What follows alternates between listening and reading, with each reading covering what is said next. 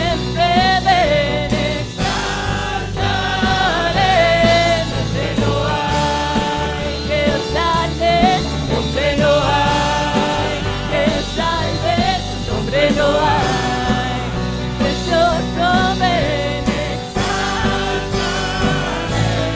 Nombre no hay más grande, nombre no hay más fuerte, nombre no hay. Por siempre ven.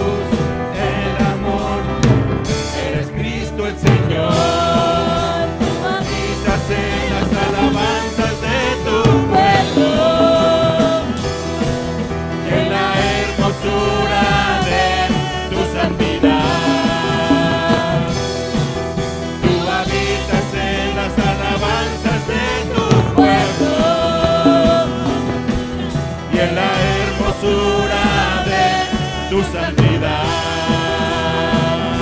Tú eres santo, santo, santo. Hijo de Dios,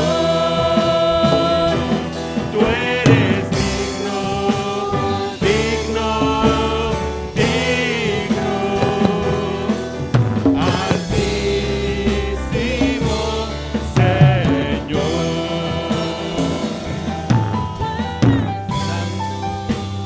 Santo, santo, Hijo de Dios,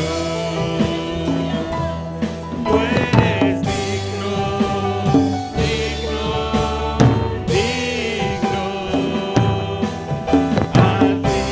altísimo Señor.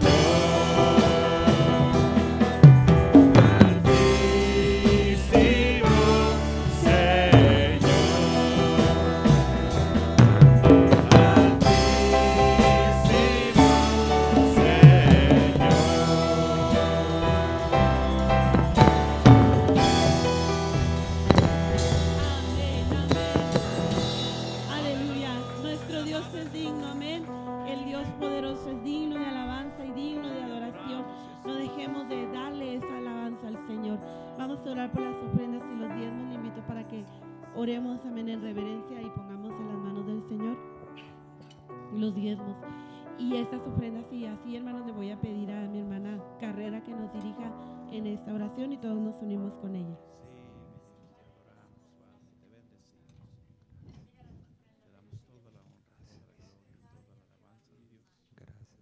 Porque tú vives y reinas por los siglos de los siglos. Te adoramos, Padre. Te adoramos, Padre. Bendice al dador alegre, bendice al comedor alegre. Abre la ventana de los cielos. Derrama de tus bendiciones.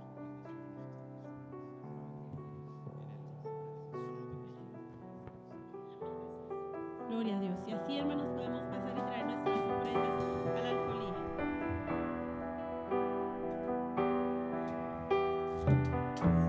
Y no hay santo como el Señor. No hay santo como el Señor. No hay santo como el Señor, nuestro Dios.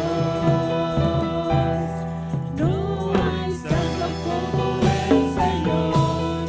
No hay santo como el Señor. No hay santo como el Señor, nuestro Dios. Y no hay santo como el Señor. No hay santo como el Señor. No hay santo como el Señor, nuestro Dios. No hay santo como el Señor. No hay santo como el Señor, nuestro Dios. Mi corazón se regocija en el Señor, mi fortaleza en el Señor se exalta. Mi boca cantará sin temor contra mis adversarios. Mi corazón se regocija en el Señor, mi fortaleza en el Señor se exalta. Mi boca cantará sin temor contra mis adversarios.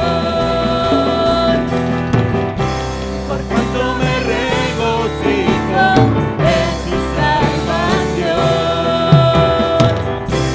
diré que no hay santo como mi Dios como mi Dios. Por Cuando me regocijo en su salvación, diré que no hay santo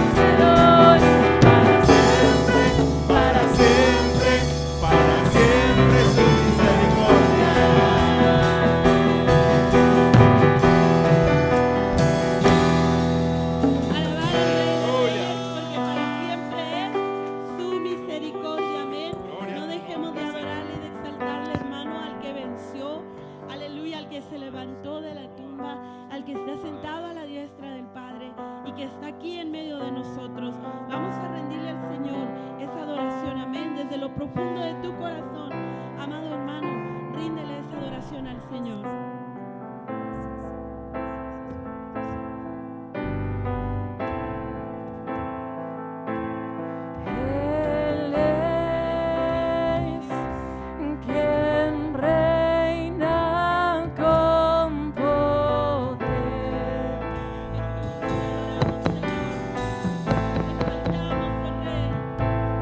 Creador, su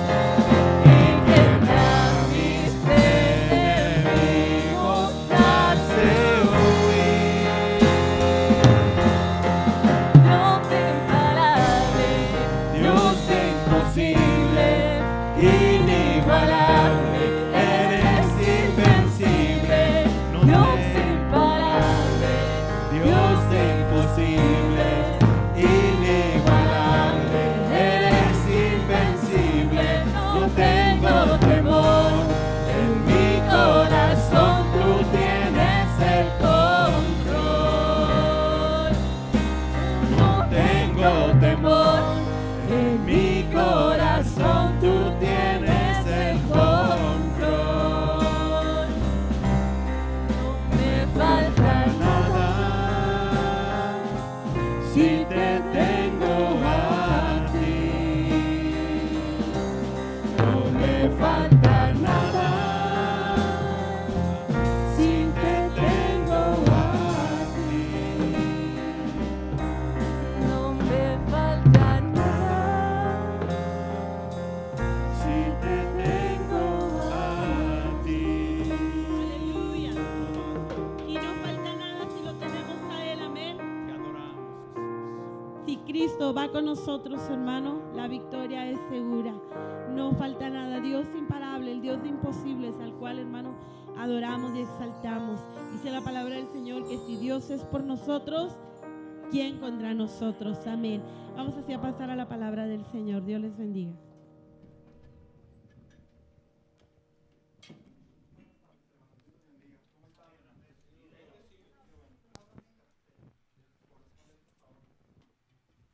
Gloria a Dios. Muchas gracias. Quiero invitarlo, hermano, que abra su Biblia junto conmigo y me acompañe al Evangelio de Mateo, capítulo 24, versículo 1. Vamos a leer el 1 y el 2 y cuando lo tenga dígame amén, por favor. Evangelio de Mateo, capítulo 24, versículo 1 y 2. Y dice la Biblia de la siguiente manera: Jesús salió del templo y mientras caminaba se le acercaron sus discípulos y le mostraron los edificios del templo. Él respondiendo les dijo: ¿ven todo esto? De cierto les digo que no quedará aquí piedra sobre piedra que no sea derribada. Siéntese por favor en esta hora.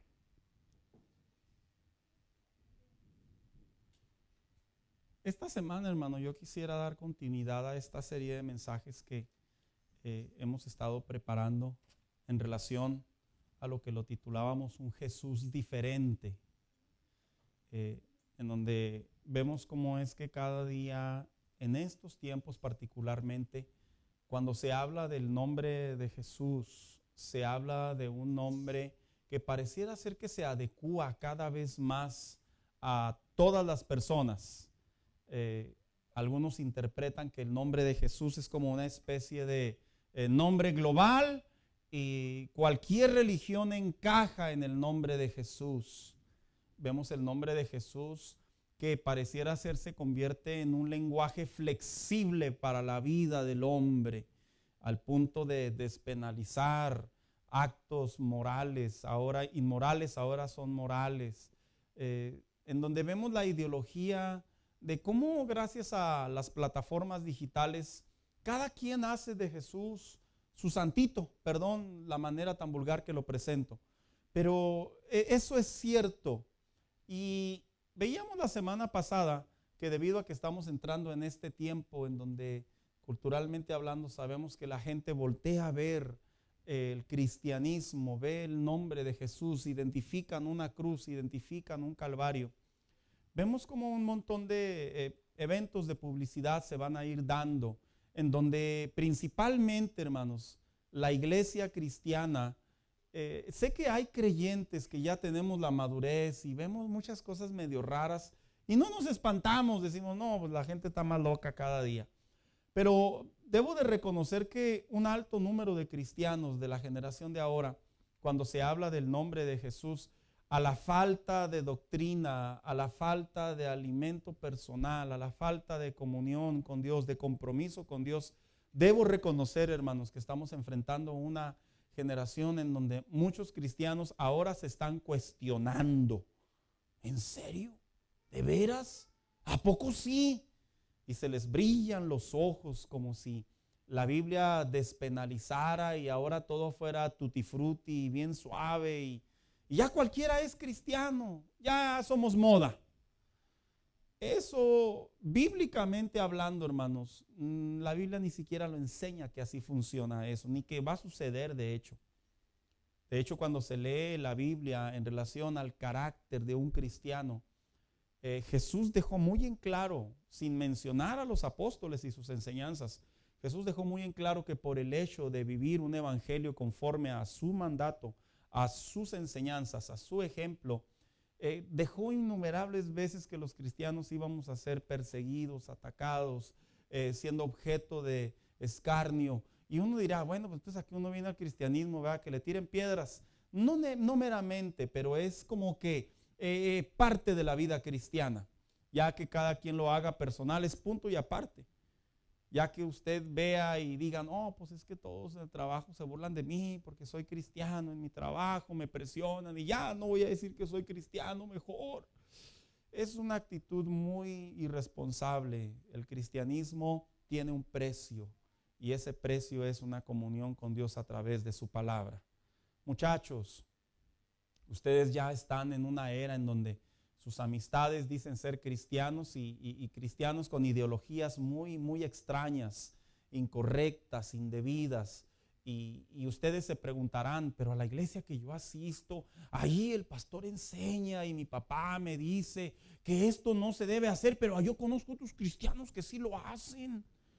Y vemos cómo es que esta generación de cristianos, hermanos, está creando una plataforma en donde el cristianismo de ahora es un cristianismo muy global, muy general, muy a la manera de todos. Y repito, de tal manera que por eso es que yo he llamado a esta serie de mensajes un Jesús diferente. No que sea diferente al de la Biblia, sino que se tiene que diferenciar al que el hombre está creando. Y cuando me refiero a un Jesús diferente, por ende me refiero a un cristianismo diferente. No al que la gente está creando, al que la gente está formando, inventando, adaptando, adecuando, agregando, creyendo. No, el cristianismo no ha cambiado en realidad, hermanos. Las normas están en la palabra de Dios y nuestro deber es seguirlas tal cual. No, qué chiste, pastor. Allá sí nos dejan. Y Tony se va para allá, pero allá sí nos dejan, dicen, ¿verdad? No digo por ustedes, hermanos, estamos en grabación, ¿verdad? Aunque si es por usted, pues hable conmigo y yo oro por usted, no para que se vaya, para que se arrepienta. No oraré para que se vaya, oraré para que se arrepienta. Y luego ya le diremos, ¿verdad? Pero yo me encuentro un montón de cristianos en conversación que andan ahí chapulineando, andan ovejeando ahí, a ver en dónde está más chida la onda y allá donde no nos diga nada, allá donde el pastor nomás nos eche porras y go boys, go.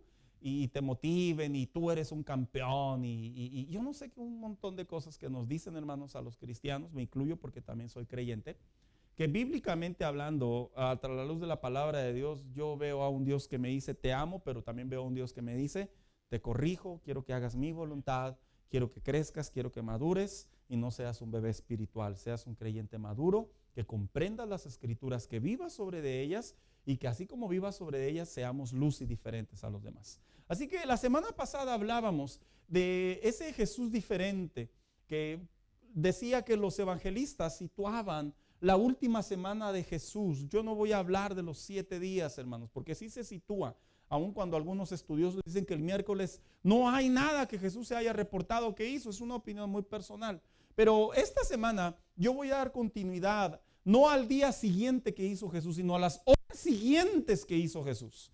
La semana pasada veíamos que entró en la entrada triunfal. ¿Sí lo recuerdan, hermanos? Yo lo mencioné, no hablé de ello porque hablé el año pasado, cuando entró el domingo de Ramos y vino después el lunes, llega a Jerusalén y entra al templo y ve ahí el changarro, el tianguis, el negocio y su corazón siente ese celo, ese sentimiento humano de ver cómo la casa de Dios se había transformado en algo que no es la casa de Dios.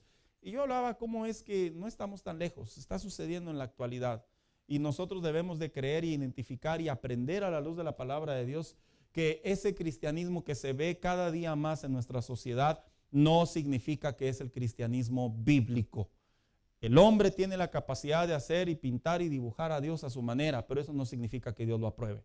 Así que debemos de situarnos qué es lo que Dios quiere que nosotros mantengamos. Su casa, esa purificación del templo, es el lugar en donde yo vengo a adorar a Dios principalmente, a agradecer a Dios, a rendirme a Él como una ofrenda, a ser ministrado, a irme con la bendición de Dios, mostrar reverencia y saber que cada vez que entro a la casa de Dios, el Padre se alegra, se encuentra conmigo, su gloria desciende y yo me voy bendecido para continuar la vida cristiana. Esta semana, hermano, yo voy a hablar lo que sucedió después de que Jesús salió del templo. Imagínense, ya había salido calientito, dijo alguien por ahí, ¿verdad?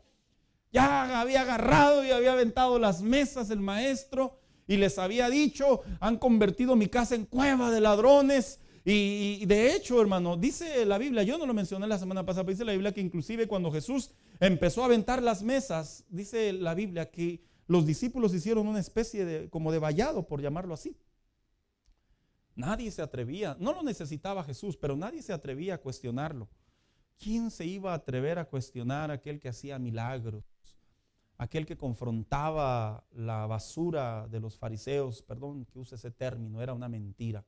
¿Quién se iba a atrever a confrontar al que liberaba endemoniados? Al que ya se sabía que era el Mesías y que muchos lo reconocían, inclusive al ser sanados, le adoraban y le rendían adoración como una divinidad. Seguramente ese acto los hizo entender que no está bien lo que estamos haciendo y ojalá ya hayan cambiado, ¿verdad? Pero vamos a hablar de esa segunda parte. Una vez que Jesús sale del templo, Mateo 24, es la mejor posición de poder hablar lo que sucedió horas después. Así que yo he puesto por tema este mensaje y aparece aquí, la profecía sobre el templo. ¿Cuántos han leído esa parte de la Biblia en donde dice Jesús, y no quedará piedra sobre piedra? ¿Sabe? Esa parte, hermano, es muy cuestionada. Pero nosotros vamos a hablar en esta hora de la parte profética, no solo de lo que le sucedió al templo, sino que también Jesús cuando da y emite la profecía del templo, también dice la Biblia que se va al monte de los olivos y ahí una versión dice que de manera privada les explicó a sus discípulos. Los discípulos de seguro digan, ¿cómo que se va a caer el templo, Señor? Otra versión dice que inclusive los fariseos lo escucharon. El punto está que en el monte de los olivos Jesús declara una profecía que está cumpliéndose, todavía no llega a su fin, pero que en el monte de los olivos estamos viendo avances de ello. Y por eso le he puesto, vuelvo a repetir a este mensaje, la profecía del templo, porque ¿qué sucederá? No solamente lo que ya sucedió con el templo de aquel lugar, sino también qué sucederá con el templo en la actualidad. Así que este mensaje, este segundo mensaje, tiene que ver en esa parte en donde Jesús, los discípulos le dicen, vente Señor, y dice que se lo llevan, hermanos. ¿Sabe? Cuando usted escucha en la Biblia la palabra templo, yo quiero que usted sitúe a qué templo se refería. La Biblia solo describe que van a construirse 3 templos, hermanos. El primero fue el templo de Salomón, que ya fue derribado en el ataque del pueblo de Dios, la cautividad de Babilonia. Cayó, desobediencia principalmente. Pero este templo, que así solo lo titula en los evangelios, el templo, en realidad era el conocido templo de Zorobabel. Así se le conocía. Se dice que este templo, hablaré un poco de historia para poder llegar a donde Jesús quería decir esto. Se dice que este templo, el emperador Herodes, que de hecho todos se llamaban Herodes, nomás cambiaban su apellido por así decirlo, se dice que lo comenzó a remodelar 20 años antes de que Cristo naciera. Este templo fue construido o reconstruido, por así decirlo, en los tiempos del profeta Ageo, en los tiempos del profeta Esdras. En otras palabras, cuando el pueblo de Dios queda sin templo, dice la Biblia que este hombre, este líder, sacerdote, tanto como Esdras, como Nehemías, el constructor, pero tanto como Zorobabel, estos 3 hombres fueron contemporáneos, o Ageo también. Y mientras unos se encontraban en una parte histórica, este hombre, Zorobabel, se dice que él era el encargado, el emisario de los asuntos religiosos. Y había otro que se encargaba de los asuntos civiles. Era el sacerdote Josué, por cierto.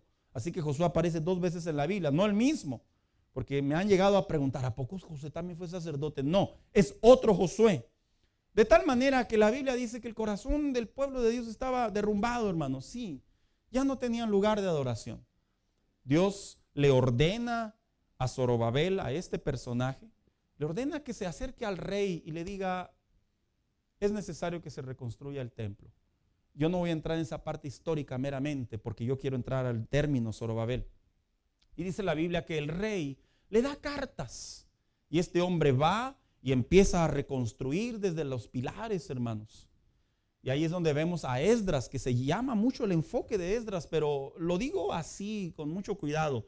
Erróneamente le dan más crédito a Esdras y a Nehemías que a Zorobabel, cuando bíblicamente Zorobabel fue en realidad la pieza clave, porque Dios le dio la profecía a Zorobabel, que él sería el encargado de construir el templo. Los otros personajes bíblicos siguieron la profecía, pero él era el líder encargado. De tal manera que 500 años antes de Cristo se empieza a construir nuevamente. Y una vez que se construye, este es el segundo templo que se le conoce, el lugar donde estaba situado Jerusalén, el lugar en donde estaba Belén, en donde ahora los discípulos se sentían que llevaban a Jesús al templo, era el templo de Zorobabel. En aquellos tiempos, este templo fue muy famoso entre los judíos, porque se dice que este templo, el emperador, cuando lo detectó por cuestiones políticas, dicen que lo empezó a remodelar. De tal manera, hermano, fíjese lo que le voy a contar, esto está en los libros de la historia, que agarró la puerta que se dirigía al oriente, que era un símbolo de la nación de Israel, y toda la forró de oro la puerta. Y no solo la puerta, sino que la parte interior del templo, cuentan los estudiosos, que la tapizó con telas de Babilonia y que trajo de tierras lejanas piedras blancas. De tal manera que cuando los judíos estaban, aunque estaban en cautiverio, estaban todavía bajo el dominio romano, estaban ahí, ellos se sentían muy orgullosos porque tenían un templo. Porque decían, bueno, estamos encarcelados, pero tenemos un templo. Uno de los errores que se ve en la Biblia que el pueblo de Dios tenía es que el pueblo de Dios había un punto en donde le daban más importancia al templo y a los utensilios que a la presencia de Dios, que no está muy desvirtuado de la actualidad. A veces las personas erróneamente, y me puedo incluir, a todos nos puede pasar, le damos más importancia, más crédito, más predisposición al evento, al lugar, al predicador, a lo que sucede adentro que sea diferente, que al hecho de saber que ya Dios está dentro de él. De tal manera que cuentan, hay una frase que decían los judíos, que en realidad no eran los judíos, eran los rabinos, y dice así: el que no ha visto el edificio de Herodes, nunca ha visto un edificio hermoso en todos sus días. Fíjese. Porque todo extranjero que llegaba a Jerusalén, lo agarraban y lo llevaban. Ven y ve nuestro templo. Así como cuando alguien ha viajado, no sé, se me ocurre Nueva York, la Ciudad de México, y usted se encuentra ahí los que andan dando los tours, ¿verdad? Y lo llevan a los lugares más especiales y creamos una percepción que ese es en realidad esa ciudad, cuando la verdad es no. Siempre hay un lado oscuro y un lado que brilla mucho, ¿verdad? El problema de los rabinos y de los judíos es que ellos de alguna manera creían que por el hecho de tener un templo muy hermoso, muy costoso, se sentían bien con Dios. Cuando Dios les había hablado en mucha claridad desde los tiempos de Jeremías, de los tiempos de Isaías, que a él, sus cánticos, de hecho inclusive en los tiempos de Miqueas, sus cánticos, les dijo: ya cállense, no los quiero escuchar. Y no porque cantaran feo, hermanos, sino porque cantaban de labios. Todo era un ritual, todo era así como que se escuche más suave, que se escuche más a todo dar, aunque yo esté perdiendo por dentro, yo ande en pecado, aunque yo ande mal, no importa, a Dios lo mejor, que es una conducta muy común en los tiempos de ahora. Los cristianos pueden hacer muchas buenas obras, pueden tener muchos talentos, muchas habilidades y pueden inclusive atraer a la iglesia a través de sus habilidades. Pero ¿qué cree? Sus corazones están perdidos. Y Dios le dijo al pueblo suyo, no es un templo, no es un cofre, es tu corazón lo que me interesa. Así que los judíos, cuando llevaron, en este caso los discípulos llevaron a Jesús y le dijeron, mira, Jesús no se sorprende, hermanos. Y Jesús precisamente emite algo que llama mucho la atención, que fue uno de sus puntos en contra por el cual también lo juzgaron, de los muchos que estaban totalmente fuera de contexto. Y dice el versículo 2, respondiendo él les dijo, ¿ven todo esto? Yo imagino que los discípulos, tú también. De cierto les digo que no quedará aquí piedra sobre piedra que no sea derribada. ¿Sabía usted que en los tiempos de Jesús el templo todavía no estaba remodelado completamente? De hecho, cuando el templo para remodelarse tardó, mire, hablé como los puertorriqueños, ¿eh? No tengo nada en contra de Dios, se me salió lo puertorriqueño. Hace unos días hablé con un puertorriqueño y le dije, mira hermano, no, yo soy el pastor, no sé qué hermano. Entonces, la Biblia enseña que estos hombres le dicen a Jesús, porque de hecho en el Evangelio de Juan, los discípulos le dicen a Jesús, oyes, ¿cómo que se va a caer este templo? Si tardaron un montonal de años para construirlo y todavía no terminan. Porque desde los 20 años antes de Cristo hasta Jesús al finalizar su ministerio, el templo tardó en reconstruirse o remodelarse 63 años. Ustedes dirían, ¿a mí qué me importa eso? Mucho, porque ahorita vamos a ver cómo es todo esto clave para el sermón de la vida del cristiano. 63 años tardó el templo en remodelarse. O sea que para los tiempos de Jesús, los judíos todavía no veían la obra completa y ellos ya se sentían súper orgullosos por ello. Y Jesús lanza esta profecía donde dice, ¿lo ven? Se va a caer. Esta profecía se cumplió 70 años después de Cristo. En otras palabras, haciendo el cálculo, ¿sabe cuántos años disfrutaron del templo completo los judíos? 7 años. Solo 7. En otras palabras, muere Cristo, resucita, inicia la iglesia, porque dice la historia que cuando llegó la invasión romana, el general Tito dice que llegó y todo lo que había construido Herodes en ese momento, que se sabía que Herodes lo había construido, dice que lo quemó simbólicamente para decir, no quedará memoria de nada de lo que este emperador hizo. ¿Por qué? Porque en los tiempos antiguos, todo lo que un emperador hacía tenía una especie de inmortalidad, por así decirlo. Oh, ya se murió el emperador, pero nos dejó eso. Así que el general Tito, al darse cuenta que el templo también lo había remodelado el emperador Herodes en aquel tiempo, lo quema, al grado que lo deja piedra sobre piedra. En otras palabras, lo pulverizó, lo quemó. ¿Por qué Cristo dijo que no quedaría piedra sobre piedra? Porque el corazón de los judíos, vuelvo a repetir, estaba enfocado en el templo. Estaba enfocado en que lo que los demás decían. Estaba enfocado en el orgullo, en el ego de saber que había algo que le habían dado a Dios. Y ahí se cumple el pasaje bíblico, ¿no, hermano mío? Que dice que Dios mira más el corazón que ¿qué?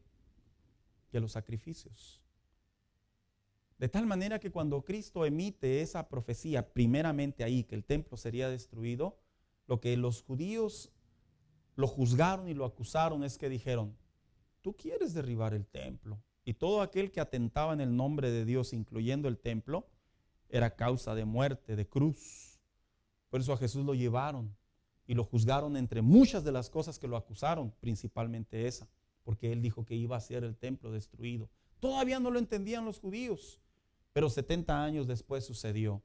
Pero después de que Jesús dice, va a ser el templo destruido, la Biblia enseña que ahí es donde sale lo que se le conoce Mateo 24, la división entre antes de la aparición de Cristo y la segunda venida de Cristo. Hace muchos años, hermanos, no tantos, nomás como 20, no tantos. Me acuerdo cuando estaba en el instituto el maestro de hermenéutica, el que hoy es pastor, Santiago Cervantes.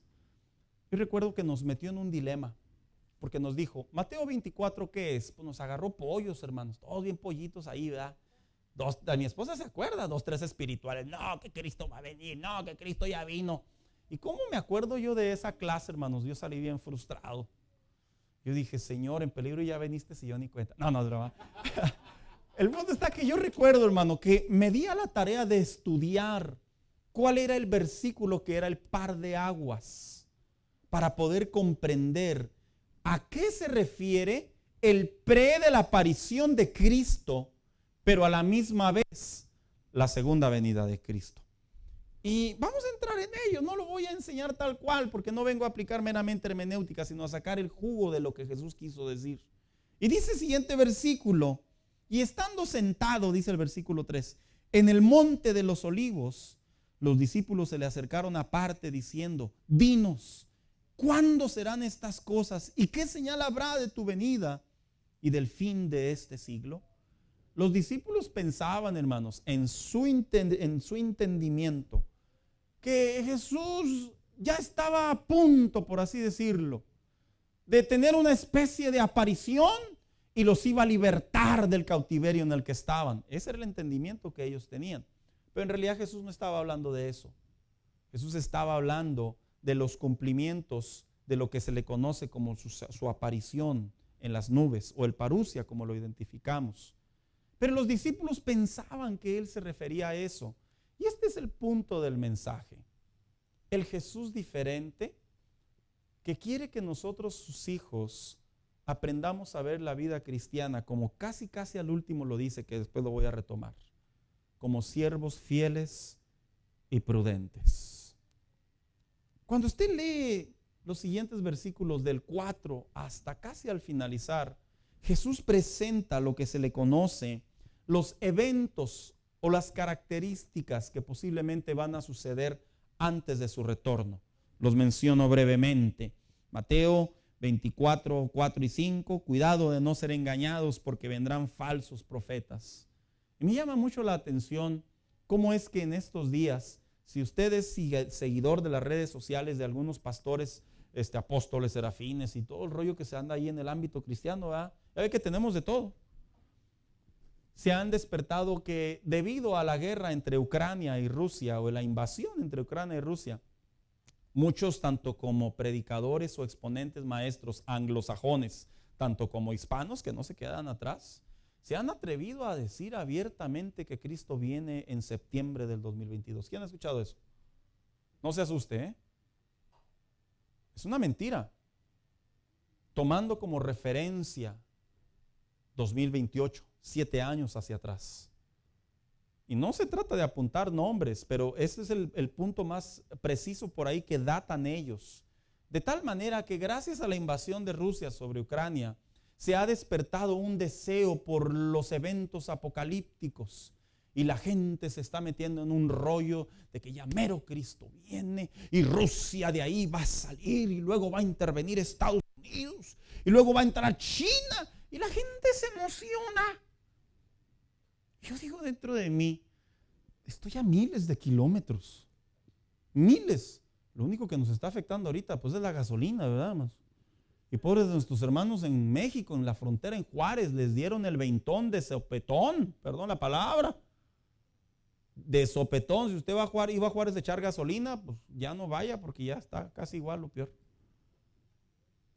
De tal manera que muchos cristianos están entrando en un pensamiento de que ya estamos viviendo los tiempos finales, de que ya estamos viviendo los últimos días. ¿Sabe? El problema de muchos cristianos no es que ellos piensen necesariamente, fíjese cómo lo voy a plantear, que ellos digan, ya Cristo viene, me tengo que portar bien. No. El problema del cristiano es que está buscando lo que no va a encontrar para poder portarse bien. Vuelvo a repetir. El problema de la vida cristiana no es si Rusia invade completamente Ucrania, y si se levanta China, y si sueltan más dinero, y si salen las bombas nucleares o las bombas atómicas. No. El problema es que el cristiano está poniendo tanto su interés en los eventos de desastre, que cuando se sienta en la mera rayita que ya están pasando muchas cosas, se le va a ocurrir empezar a buscar a Dios. Cuando la Biblia enseña que Jesús dijo, le preguntaron los discípulos, dinos exactamente cuándo va a ser tu venida. Y Jesús les dice, nadie sabe ni el día ni la hora, pero sí deben de saber que deben de vivir la vida cristiana con fidelidad y con prudencia. Así es un siervo fiel. El Jesús diferente es el que nos insta hoy por hoy a que no esperemos eventos o más eventos de terror o de desgracia que van a venir, hermanos, y son inevitables. Sino es el Jesús que nos dice, desde el momento que ya se abre tu entendimiento de una aparición, de un rapto, tú debes de saber que a partir de ahí, de manera fiel y de manera prudente, te debes de comportar tú y yo como siervos de Jesucristo. ¿Sabe? Brevemente lo describo. Los discípulos querían saber la hora. Fíjese cómo le dijeron, Mateo 24:3. ¿Cuándo sucederá eso? ¿Y cuál será la señal de tu venida al fin del mundo? Y Jesús empieza a relatar. Tengan cuidado de que nadie los engañe, les advirtió Jesús. Vendrán muchos que usando mi nombre dirán, yo soy el Cristo, y engañarán a muchos. La iglesia sí está siendo constantemente engañada. Deje usted el inconverso. La iglesia sí está siendo constantemente engañada. Líderes seguidos como si fueran Dios hablando. Dios no es así. Hombres con títulos de apóstoles, de profetas, incluyendo pastores, maestros, apologetas y un sinfín de títulos hablando con una autoridad de tal manera que la gente los escucha, comienza a seguir sus instrucciones. Jesús dijo, cuídense, advirtiéndoles, pueden ser engañados. Después Jesús siguió hablando y dijo, ustedes oirán de guerras y de rumores de guerras, pero procuren no alarmarse. Ah, caray, se están agarrando todos contra todos y no me alarme. Sí lo leí bien. Pues me alarma que suba la gas y otras cosas, pero en realidad mi corazón debe de estar en paz, y no porque está a miles de kilómetros, sino porque es una profecía que se tiene que cumplir. Es parte de lo que se le conoce el momento apocalíptico para la venida de Cristo. No me puedo estar ausente ni cerrar mis oídos. Se va a suceder, se va a escuchar. ¿Y qué puedo hacer? Simplemente continuar como fiel y prudente en mi relación con Dios. Pero no será todavía el fin. Se levantará nación contra nación y reino contra reino. Habrá hambres y terremotos por todas partes. Qué doloroso es ver cómo la naturaleza está llegando al punto en donde se han salido los tiempos de los periodos. Y hoy, cuando ya debe de hacer frío, hace calor, y cuando debe de hacer calor, hace nieve. Y se han levantado, y Jesús dijo, los vas a escuchar. Y fíjese cómo dijo Jesús, todo esto será apenas el comienzo de los dolores. O sea, hace que Jesús le dice a la iglesia, no es que no esté bien que ores para que todo esto cese. Hay que orar por las almas, hay que orar por los necesitados, los que entran en crisis. Pero no podemos orar meramente, hermano, para que esto no suceda. Esto va a suceder. Ay, qué bueno, pastor, una oración menos, ¿verdad? Que tengo que hacer. No lo vea de esa manera.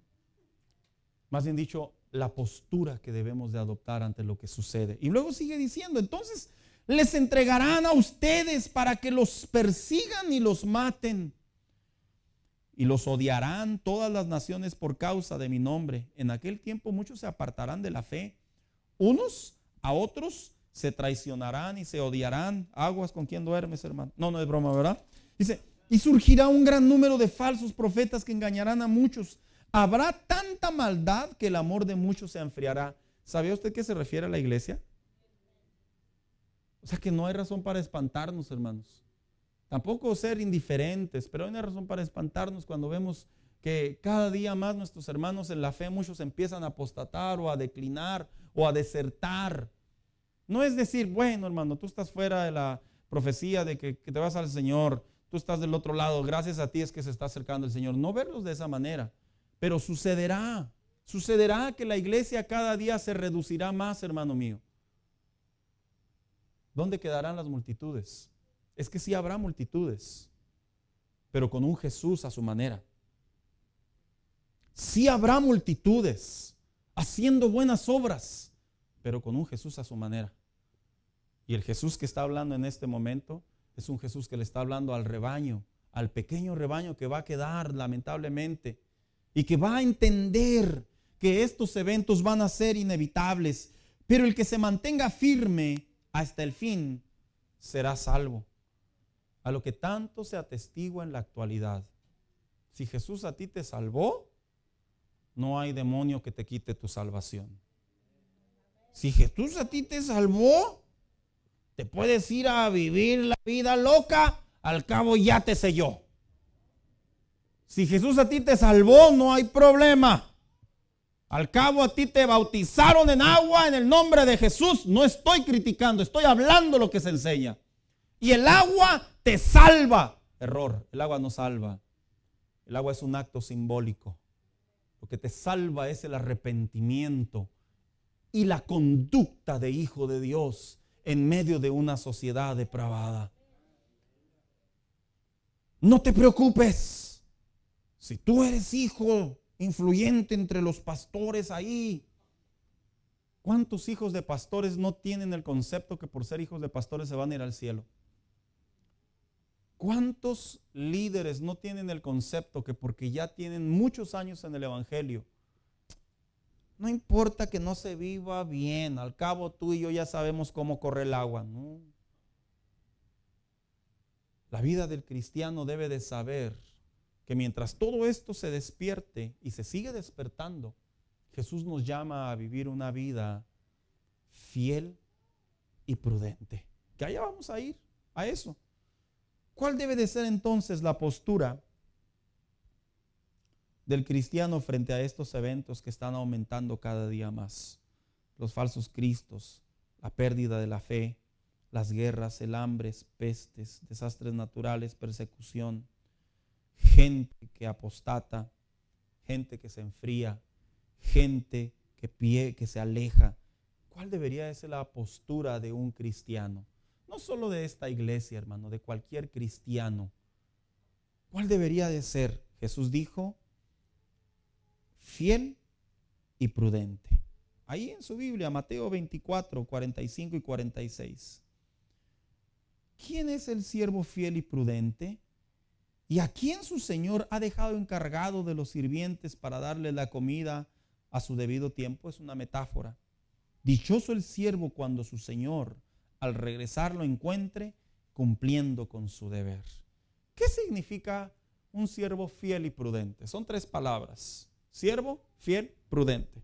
Un siervo es una persona que sabe que su vida está dedicada a una función. Ese es un siervo, un servidor. Y luego lo define como un fiel. Un fiel se refiere a la fidelidad, se refiere a la plenitud, a la lealtad. Y luego dice prudente, esta palabra es clave.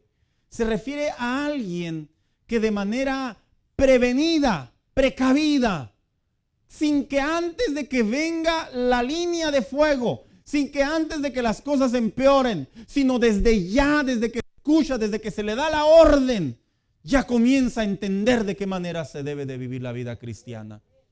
Hermanos, hoy en día se respira un cristianismo que hasta que el cristiano la ve cercas, se devuelve a la iglesia. Se respira un cristianismo que hasta que el cristiano está en una bronca, viene realmente a orar. Se respira un cristianismo que hasta que la persona se siente que está en el límite de la gracia, hasta ahí reconsidera volverse a Dios. Y un siervo fiel y prudente no vive así. ¿Sabes por qué? Porque cuando un siervo vive de esa manera, ni está siendo fiel, ni está siendo prudente. Está jugando con su Señor. Es como cuando, voy a hacer un ejemplo, al cabo ya vamos a entrar en los puntos bien breves. Y todo lo que dijo pastor anteriormente, no, es que en realidad ya estoy cerrando. Hablé de la parte histórica. Es como cuando usted está en su trabajo, aquellos que trabajan en la obra, ¿verdad? Que no, a mí me pagan por lo que sé, no por lo que hago, que es correcto, sí es cierto. Pero ahí las primeras 3 horas usted se la pasa suave, ¿verdad? No usted, ¿verdad? Los otros, los que nos ven por las diferentes plataformas. Y luego le dan el pitazo, ahí va el jefe. No, de volada abre la pintura y luego se mancha y luego empieza a aventar. Mire, causa risa, causa broma. Pero así espiritualmente viven muchos cristianos. Hasta que la ven cercas, se ponen a orar de verdad. Hasta que ven, vuelvo a repetir, la situación. Hasta ese instante quieren cambiar su actitud. Como le sucede mucho a los adolescentes. Y no te preocupes, no a ustedes, a todos nos sucedió. ¿Cuántos adolescentes y jóvenes no están conscientes que deben de tener una vida espiritual? Si tú piensas que venir a la iglesia es una vida espiritual, perdóname, discúlpame, ni me perdones ni me disculpo. Es un error. Venir a la iglesia no es tener vida espiritual.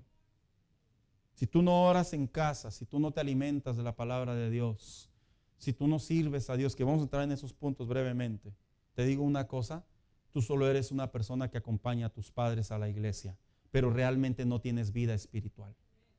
Es como los que van a los estadios a ver a su equipo favorito y falla el penal, ¿verdad? ¡Ah! Y todos ¡ah! Y no falta el que grita, ¡yo lo hubiera metido!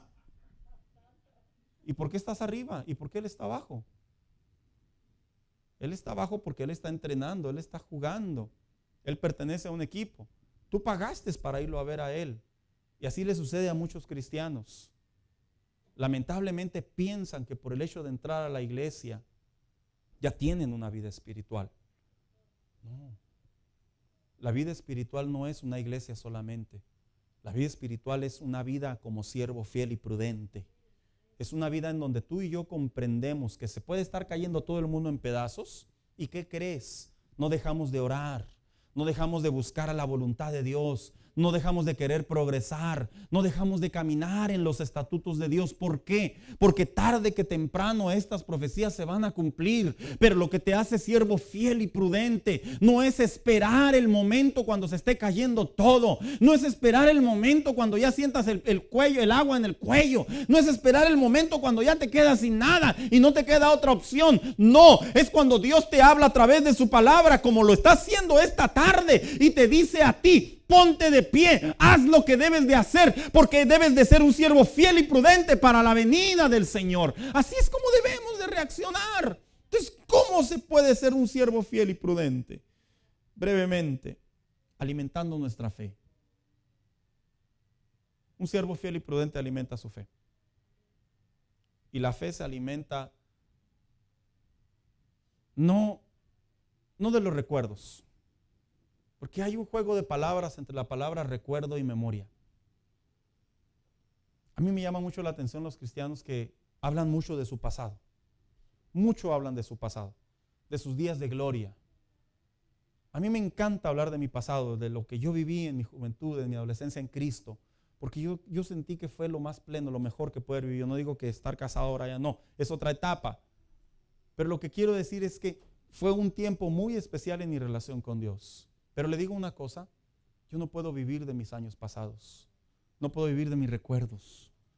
Cuando yo digo alimentar nuestra fe, yo estoy hablando que el siervo fiel y prudente es el que entiende, comprende y asume la responsabilidad de la importancia de no ver la Biblia como un librito que el pastor te dice cada ratito que lo leas, sino como un libro que alimenta tu espíritu y te da la fortaleza, te da el vigor, te da el refrigerio para poder tener la comunión con Dios como un siervo verdaderamente fiel y prudente, que cada evento que viene a su vida, porque se alimenta de la palabra de Dios, ¿qué crees? No es tan fácil que lo derrumben, no es tan fácil que lo hagan a un lado, no es tan fácil que cambien su manera de pensar. Hermanos, hay un grave problema, y lo predico de vez en vez. Un grave problema con los cristianos de ahora que no quieren leer la Biblia. Si ven Netflix, Hulu, Disney Plus, ¿cuál me falta?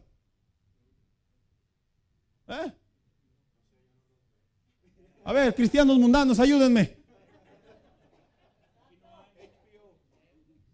Ay, no me desfire espiritusanto.com, no me salga con eso porque no existe.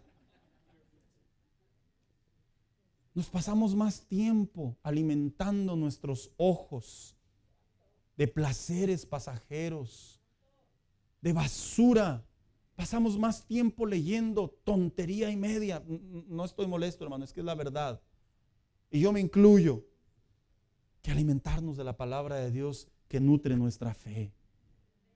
Hermanos, el cristiano debe de reaccionar. No se puede ser un cristiano cuando ya vea que todo esto está pasando a su fin y decir, ahora sí ya nos vamos a portar bien. No.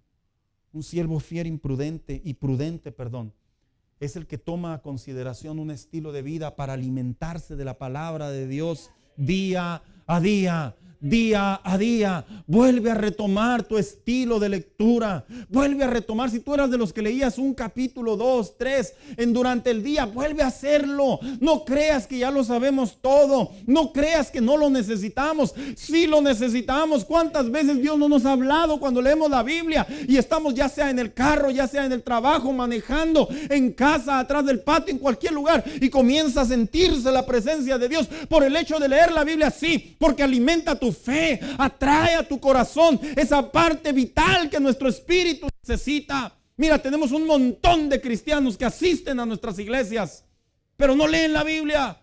Piensan que es deber del pastor. Para eso diezmo, que el pastor me enseñe. No.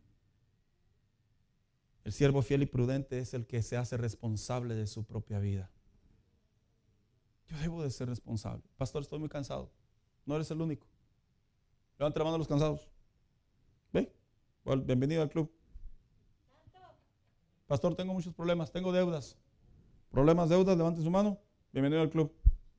Pastor, es que mi esposa no me entiende. Levante su mano, no les dé miedo. Bienvenido al club.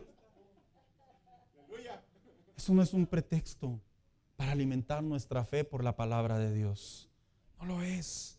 ¿Cómo podemos ser fieles y prudentes cuando cortamos todo lazo con el ejercicio del pecado? A pesar de que la Biblia teológicamente no habla que hay niveles de pecado, hermanos, todos son pecados delante de Dios. Para nuestro entendimiento, cuando yo digo el ejercicio del pecado, yo estoy hablando de esa conducta cristiana oculta que a veces hay en los hijos de Dios. Esos pecados que son como una especie de Batman y Robin. Así, pituco y petaca. Así como que, ¿qué más le puedo decir? ¿Verdad? Chip and Dale, yo qué sé, ¿verdad? Que si no salen juntos no andan a gusto. Son esos pecados que se mantienen en el ejercicio de la vida cristiana. Hermanos, decía mi pastor Escárzaga, ya partió con el Señor. Yo lo escuchaba, yo estaba niño, yo tenía la edad de Alexa, era un jovencito. Y decía, todos tenemos un juguete que el diablo nos hace así. Lo que nos quería decir es que todos tenemos un punto débil. Y yo me acuerdo, hermano mío, que él inclusive decía, yo a mi edad también tengo mis debilidades. Y se me queda tan grabado que conforme fui creciendo, obviamente era un adolescente, y me fui dando cuenta que sí es cierto, en la vida cristiana a veces se mantienen pecados a discreción, se mantienen pecados en ejercicio como un estilo de vida. Nadie los ve, nadie los sabe, es entre yo y Dios. Él sabe que un día me voy a arrepentir, pero Él sabe que soy humano. Él sabe que yo ya quiero dejar este pecado, pero pues Él sabe que el pecado no me quiere dejar a mí. Él sabe que yo ya me arrepentí, pero pues le estoy pidiendo tiempo porque no está tan sencillo. El ejercicio de un pecado en la vida cristiana, bíblicamente hablando, sí tiene la capacidad de alejarnos de la comunión con Dios. Por eso cuando usted lee en la Biblia que dice, y los adúlteros, y los fornicarios, y los hechiceros, y los maldicientes, Y los mentirosos son personas que tienen el ejercicio de un pecado en su relación con Dios. Un siervo fiel y prudente reconoce que tiene que abandonar pecados de ejercicio.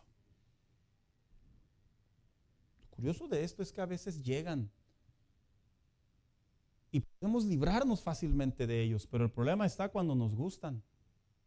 El problema está cuando yo me porto bien, yo voy a la iglesia, nomás tengo este pequeño detalle, pero yo me porto bien. Es como si llegara un día, no sé, a pedirle la mano ahí a uno de sus hijos, ¿verdad, hermanas? Sus hijas. Y llegara el ingrato ahí, ¿verdad? Buenas tardes, ¿verdad? Y luego que le dijera, bueno, ¿y qué tienes que ofrecerle a mi hija? No, pues yo la amo. Titulado el chamaco, ¿verdad? Graduado, trabajo, casa, carro. Y lo que le dijera, nomás que sabe que tengo un pequeño problema, ¿qué? Soy bien coscolín. ¿Qué diría usted, hermana?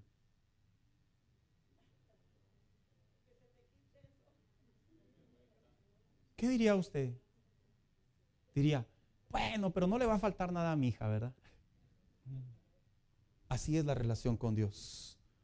Podremos ser muy buenos creyentes, podremos aprender, enseñar, estudiar, podremos orar, podremos caminar con Dios, pero por un pecado en ejercicio pone en jaque nuestra comunión con Dios. Un siervo fiel y prudente es el que corta todo lazo. ¿Cómo podemos ser fieles y prudentes? No dejando de congregarnos. ¿Sabía usted que el congregarse es un tema muy importante en la comunión con Dios, hermanos? No se puede ser cristiano sin congregarse. Qué paradójico, ¿verdad? Yo a veces converso con la gente y dice, sí se puede. Y los que viven allá en África, que viven allá en las montañas, allá en el Himalaya. Yo me quedo mirando, tú tienes una iglesia a 3 cuadras, a 5 minutos. El congregarnos es también una pieza clave para poder ser siervo fiel y prudente. Lo es. Porque ese lugar donde tú aprendes, donde hay un pastor, donde tú te relacionas, donde tú tienes armonía, donde tú tienes amistades y donde tu comunión con Dios es ese epicentro, ese lugar de refugio, ese lugar de crecimiento. Las iglesias no somos perfectas. Tenemos un montón de defectos, muchos. Pero ¿qué crees?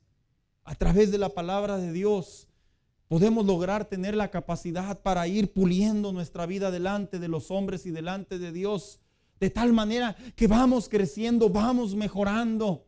Aquellos que dicen la iglesia es hipócrita, pues no están tan errados. Porque sí hay hipócritas en las iglesias y también hay maldicientes y también hay ávaros y también hay muchas personas que estamos en desarrollo, no como justificación lo digo en el contexto de que estamos caminando cada día para vivir la vida cristiana conforme a la voluntad de Dios. Eso siempre va a haber, no te preocupes. El día que no haya, preocúpate, porque puede posiblemente que seas tú ese ávaro, puede que seas tú ese mundano. Y el siervo fiel y prudente es el que le da la importancia a congregarse. Y por último, ¿cómo podemos ser siervos fieles y prudentes? Teniendo una vida devocional. Dice que no quiero preguntar para no evidenciar, ¿verdad, hermano? Es una pregunta retórica, no es para que me la conteste. Es una pregunta afirmativa. ¿Quién tiene una vida devocional? No conteste. ¿Verdad? Contestes en su corazón. Cuando un cristiano, primero voy a hablar cuando no tiene vida devocional. Cuando no tiene vida devocional con Dios, o vamos a definir primero qué es una vida cristiana devocional. Brevemente lo explico. Es cuando usted tiene un tiempo privado para dedicárselo a Dios. Esa es una vida devocional. Cuando usted tiene un tiempo dedicado. Cuando vengo a la iglesia, ¿no cuenta, pastor? No cuenta. Aquí no está su devocional. Ahorita no cuenta, pastor, que lo estoy escuchando. Tampoco cuenta. Una vida devocional es una vida privada. Así como cuando nos casamos y luego nos dice la esposa, ¿verdad? Llévame a comer. Y luego uno agarra a todos los hijos, vamos pues. ¿Y qué dice la esposa? No, nomás tú y yo. ¿Sí estoy en lo correcto, hermanos? Es como cuando tú, muchacho o muchacha, te están pretendiendo y nomás que mi mamá dijo que nos tenemos que llevar a mi hermanito. Para el lenguaje de ustedes. Así como que ya me aguaron todo. Una vida devocional es una vida privada. Y sabe, en estos tiempos, de acuerdo a estadísticas, a lecturas que me dedico a seguir, hermanos, que hacen encuestas a las iglesias, sí es verdad, hermanos, cada día menos cristianos tienen lecturas o tienen tiempos devocionales con Dios.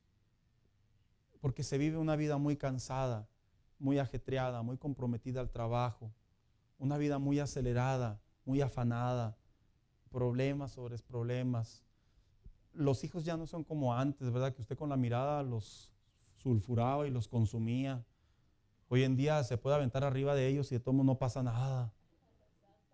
Y hoy en día los hijos se han convertido en una especie de problemática para los padres. Y no crea que nomás los chiquitos, también hay grandotes, bigotones, que se rebelan. ¿Qué? ¿Así soy? ¿Tú me trajiste al mundo? Y a veces todos esos son dolores de cabeza para los padres.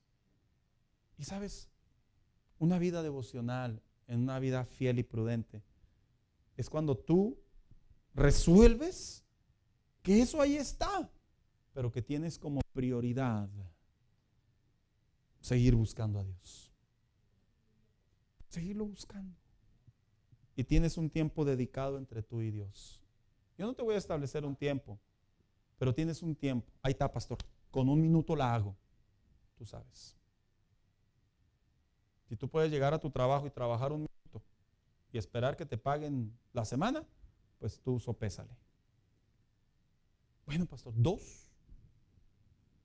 Pues tú sabes. Si tú crees que con 2 minutos de estudio te vas a sacar una A, tú sabes. Bueno, pastor, 5 minutitos, 5. Si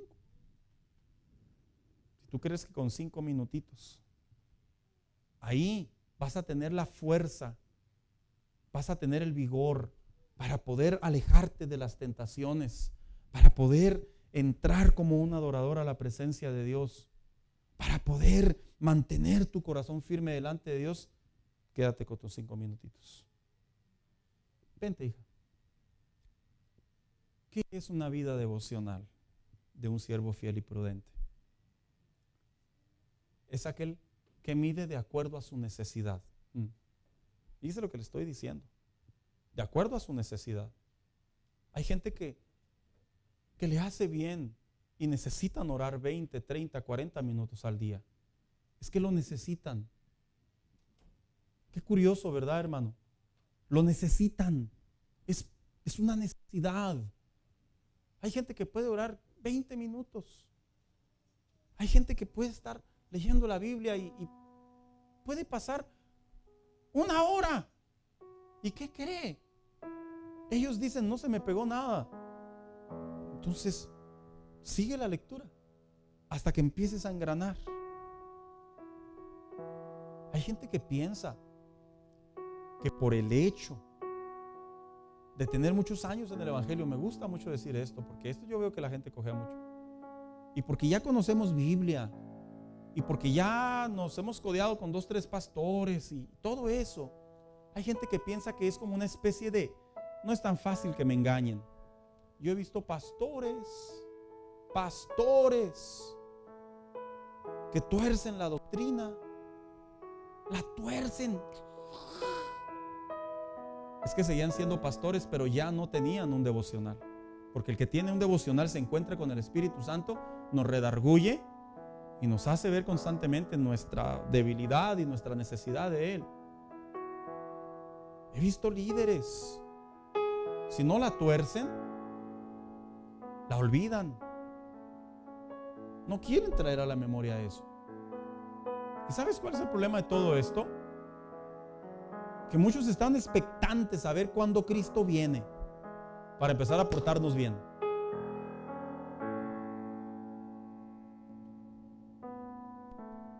el templo se cayó.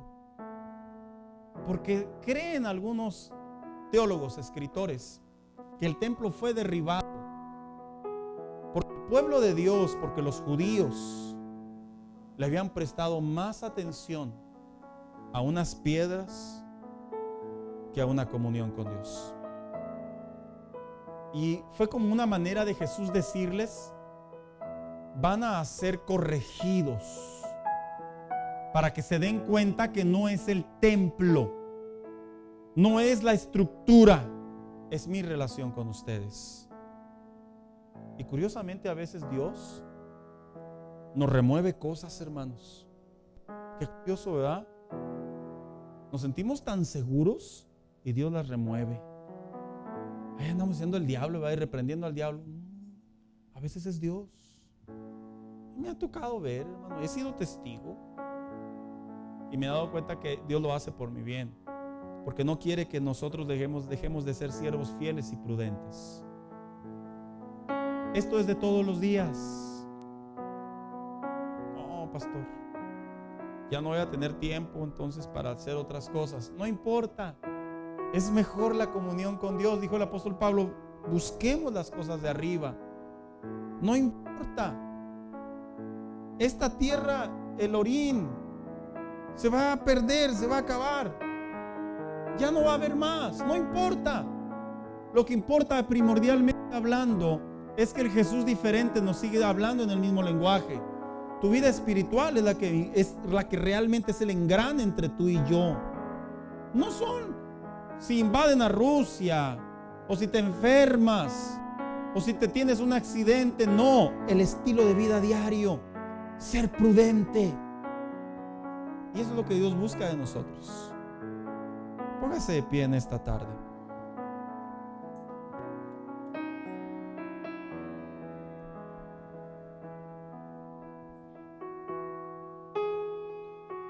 Miren,